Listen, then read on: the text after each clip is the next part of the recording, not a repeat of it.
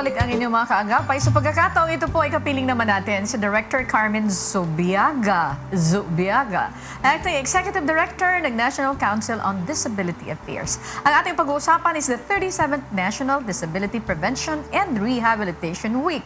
So, pababatiin natin ito, Doktora and Lakay. Yes. Okay, Director Carmen, magandang gabi and Yes. welcome to the show po. Good evening po.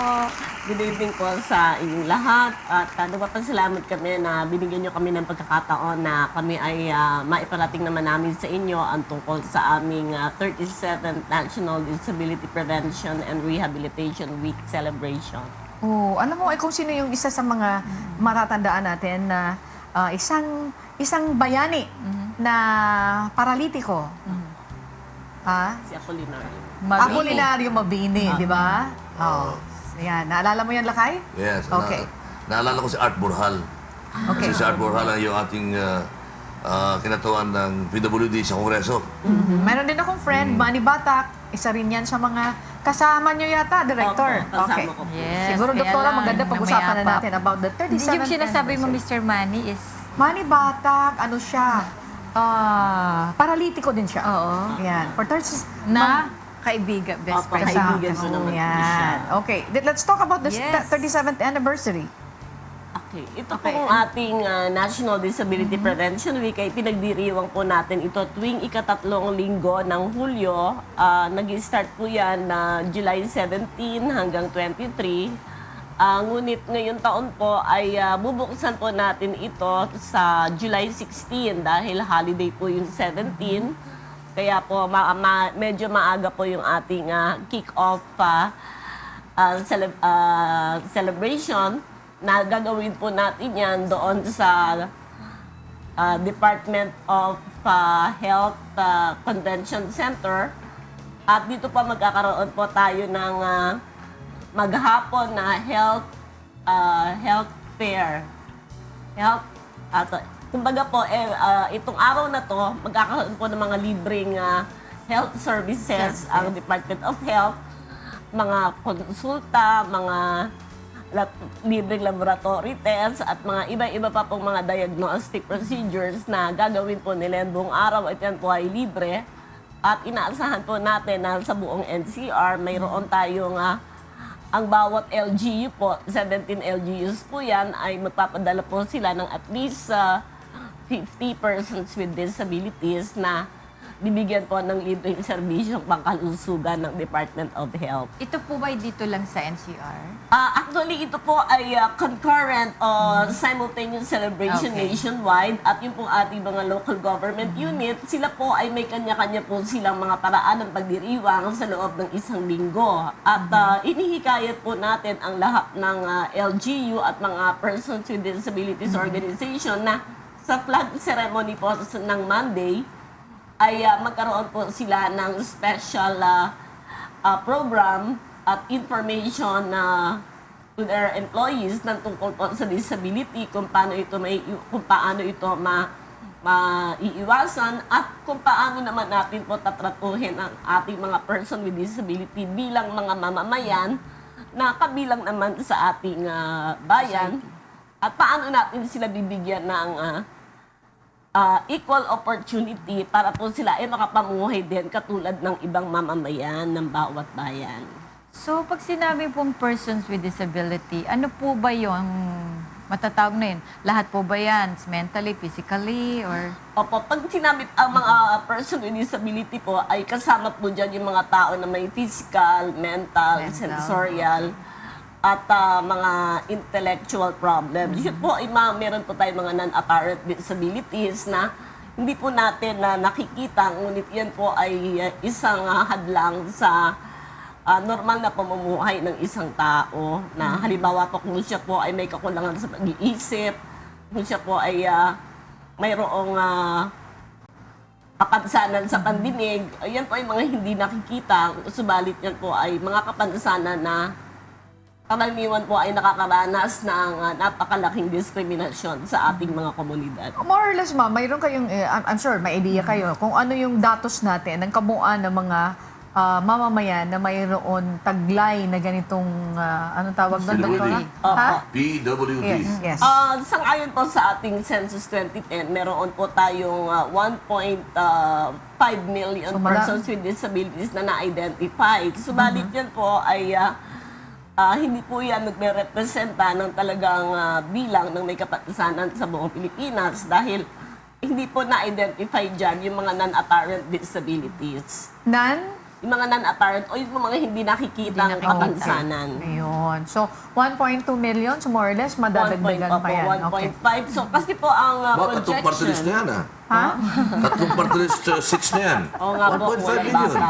Sila tayo talagang Kasi ano party list eh. na dapat. Kasi kita naman yung tinda sa politika. Alam po Hindi niyo kasi, talagang dapat importante talagang Kailangan eh, meron para may kinatawan ng boses ano. sila.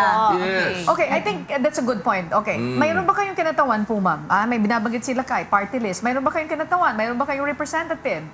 Sa ngayon po wala dahil alam po ninyo ang ating political system hindi po kaya ng mga walang pera na makipagsabayan sa kampanya. Hindi, party list lang. But Party then, list Kahit, po. Opo. nag-party Dahil ang list kayo? party list po, ang person with disability po ay isa sa itinuturing natin na napakahirap i-mobilize. so sino sa madaling salita nag-represent sa inyo po right now? Sila nga dapat ang para mayroong ma-address yung inyong representation mga eh. Dapat nga po ay concerns. mayroong representante. Marginalized. Sabalit, kailangan po talaga i-organize po natin ang mga person with disabilities from the barangay level up to the city to the national level para po talagang sila ay mabigyan ng tinig at sila mismo ay makapamilya sa isang demokratikong pamamaraan ng kanilang ng magre-representa sa kanila. At saka po Baka may... nag-away-away din kayo. Hindi, lahat Lahat naman kasi... po, di ba, nag-aaway? Kasi may kanya-kanya ang organization. Lahat na yung tinatawag na autism society, Opo, meron opo. sila. Yung mga... Subalit, kahit po iba-iba ang Nag-meeting kapansanan na po natin, kayo?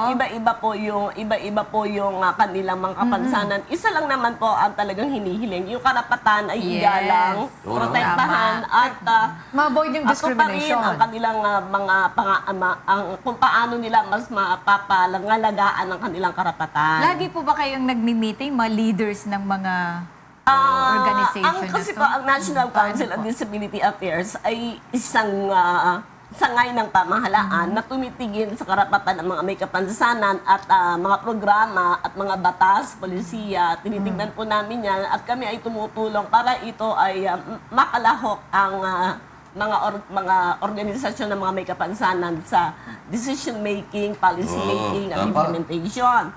Subalit sa ating pong dahil ako po mismo ay bahagi din po ako ng civil society bago ako napunta sa sa pamahalaan, ay nakikita po talaga na napakahirap immobilize sa mga person with disability dahil una po, walang suporta ang bawat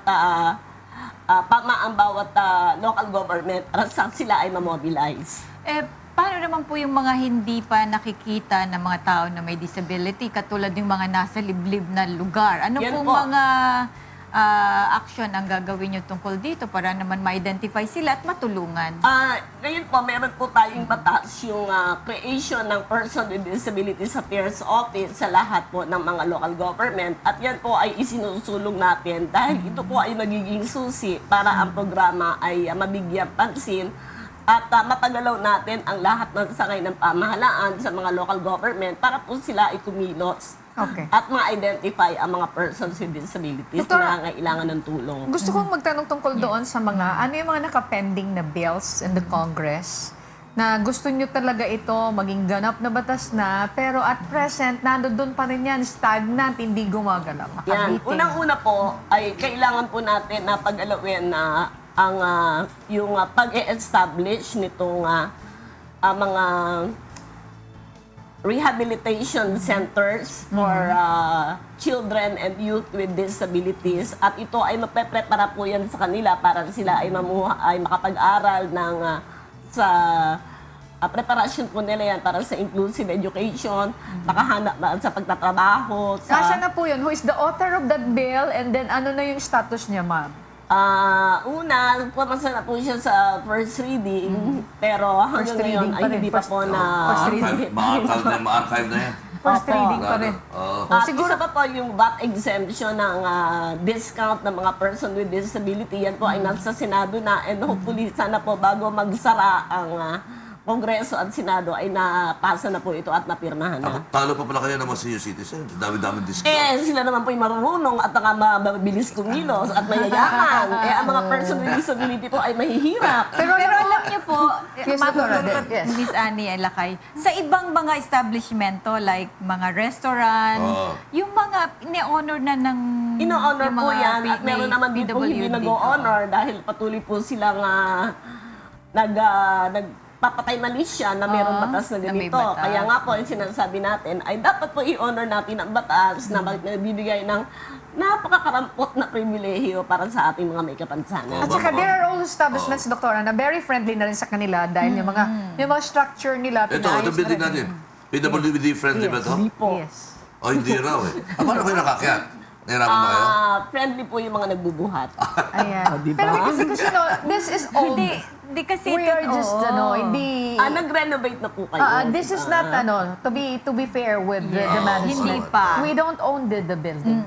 Ay, Hindi po. Hindi kami. Magawa na po kayo ng Ganito na kasi yun eh. Meron na po. May tinatayo na dyan sa katabi I'm nito. sure. Tapos kami na, pwede na kayo mag-elevator up to the top na Yes. Okay. in 60 seconds. Yan. Okay. Ang po. pagkakataon Kailangan na- ibitahin niyo uli ako. Oo naman, siyempre. And thank you for being honest. Thank you for being honest naman doon sa sinasabi niyong yan. Pero alam niyo, yung mga programs ng Kuya patungkol sa mga persons with disabilities, siguro naman ma'am, aware din po kayo sa mga public service na nire-render ng UNTV para sa Opo. kapakanan ng mga persons with disabilities. Malaking pagkakataon nila, especially promoting your programs, promoting Yes. your projects, Opo. utilizing the station, malaking bagay din po Opo, yan. malaking In other services po. Now, puntahan natin doon sa mga, mayroon ba kayong mga na survey ng mga establishments na mayroon na tayong batas and yet you don't follow this? Saan yung sinusumbong yan? Malacanang ba, PWD friendly? Meron po. Ang Malacanang po, nag-renovate po sila at ginawa po nila itong PWD friendly. Sa kasalukuyan po, ang sinasabi lang po natin na exemption sa BP 344 ay yung mga building na itinayo noong Ay, malumang before building. 1983. Okay. Before 1983 po. Pero kapag kayo ay nag-renovate na after 1983, sakop na po kayo ng batas at hindi na po kayo exemption. Okay, siguro we should call the attention of those Oo. who So, violated marami it. po tayong, at nakakalungkot lang po na ang lahat ng implementasyon ng mga batas ay nakalodge po lahat dyan sa ating local government unit na siguro naman ay marami naman po sa ating mga local government unit ang sumusunod, subalit mas marami po ang hindi sumusunod. At hindi po nila ginagawa ang kanilang mga tungkulin na ipatupad itong batas na ito. Kaya nga po nananawagan tayo sa lahat ng mga local government units, lalong-lalo na yung mga building officers, mga city and municipal engineers, ay tingnan po ninyo ang mga establishmento, lalong-lalo na yung mga pampubliko, mga paaralan, at tingnan natin kung ito ay sumunod ba sa basic minimum requirements ng accessibility law. Oh, okay. Dapat hindi nila bibigyan ng permit Sa bus. yan. Nahirapan ba kayo sa bus? O ito na ba mga Tsaka, bus natin yung mga PWD friendly na o wala pa? Ang mga bus po natin ay mga basura pa po yan, kaya hindi po natin ma-expect na yan ay, yan ay sumusunod sa batas dahil yan, dumarating po yan dito, merong lugar para sa PWD.